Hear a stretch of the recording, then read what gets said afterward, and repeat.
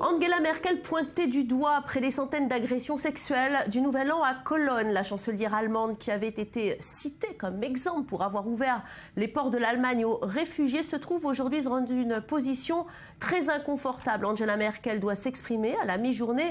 L'Allemagne continuera-t-elle à être un pays d'accueil pour les migrants? Les explications tout de suite de Jonathan Serrero. Gare centrale de Vienne, en Autriche, passagers quotidiens et réfugiés venus d'Irak ou de Syrie partagent les quais. Tous ces migrants attendent le train censé les conduire vers l'Eldorado allemand. À leur arrivée à Munich, les réfugiés ne cachent pas leur joie. Je me sens bien, j'ai l'impression que je peux enfin respirer. Cet été, Angela Merkel a accepté l'arrivée sur son sol de 800 000 réfugiés, bien plus que tous ses partenaires européens. Fin 2015, ils sont en réalité 1,1 million de personnes à s'être installées en Allemagne et avoir fait une demande d'asile.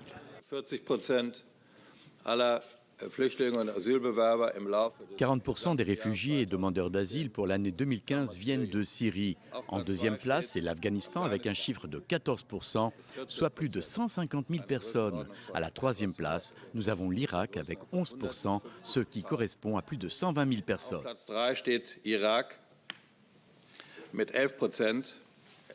Autrefois pourfendeuse du multiculturalisme, la chancelière allemande a changé de cap.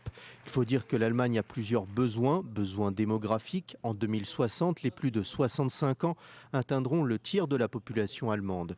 Besoin de main-d'œuvre dans les secteurs des soins et du tourisme. Besoin de redorer son blason. L'Allemagne veut se démarquer des politiques rigides empruntées par ses voisins autrichiens et hongrois. Le pays entretient des liens étroits avec la Syrie depuis les années 50.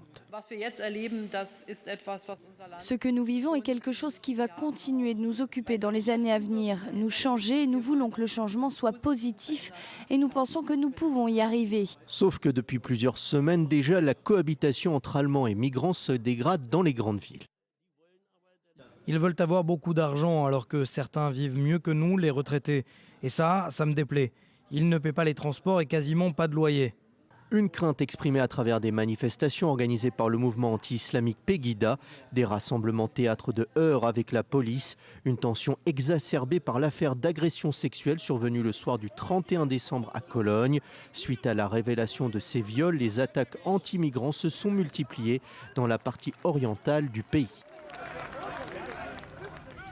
Bonjour Maurice Fergan. Alors Angela Merkel veut maintenir donc sa politique d'immigration, mais les Allemands sont-ils prêts à suivre leur chancelière? Pas vraiment Valérie, il faut savoir que 2 Allemands sur 3 n'ont visiblement pas confiance dans la politique migratoire menée par Merkel, estimant que le nombre de réfugiés dans le pays est bien trop élevé. Alors il faut aussi savoir que plus de la moitié des Allemands, 51%, ont peur des réfugiés.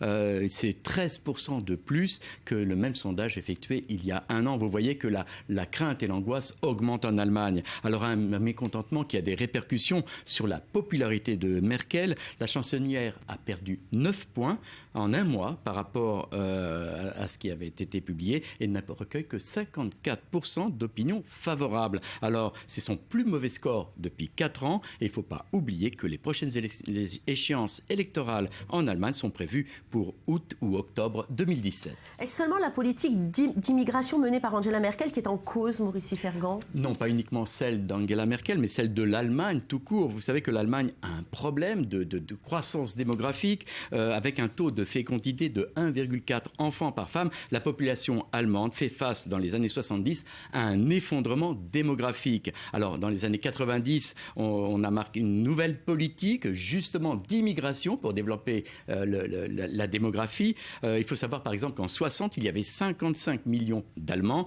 En 1990, 70 millions, mais grâce à la réunification et à une politique d'immigration. En 2015, il y a 80 millions d'Allemands, mais les prospectives disent qu'il n'y aura plus que 65 millions d'Allemands en 2060. Ça pose un problème pour la main-d'œuvre, mais aussi, vous avez vu ces retraités qui râlent, qui ne sont pas très contents sur les retraites. Qui va payer les retraites? Et c'est pour ça que l'Allemagne et Angela Merkel veut maintenir à tout prix cette politique d'immigration pour développer la croissance démographique. Alors, une petite anecdote, vous savez, selon une étude, 5 des 25 footballeurs de la sélection allemande de football sont d'origine étrangère ou issus de l'immigration. C'est 20% de l'équipe, c'est exactement 20% de la population immigrée ou étrangère en Allemagne.